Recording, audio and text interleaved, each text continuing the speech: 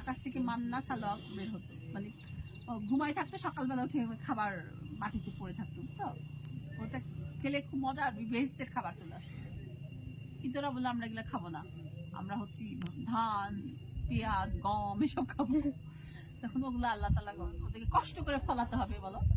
ওরা কষ্ট চেয়েছে, একই খাবার খাবার একই টাইপের খাবার আমরা খাবো না। কোরআনে আছে না কথাটা? হ্যাঁ। তারপর আল্লাহ তাআলা আস্তে আস্তে আবার ওরা শয়তানি শুরু করলো, আবার আল্লাহ নফর, মানে এই বংশটা মেরে ফেলেছে পুরান দিকে, আবার চিন্তা করে হ্যাঁ ওরা যে এত সব সময় মানে কদিন পর পর খারাপ, তার একটু খারাপ হয়ে যেত।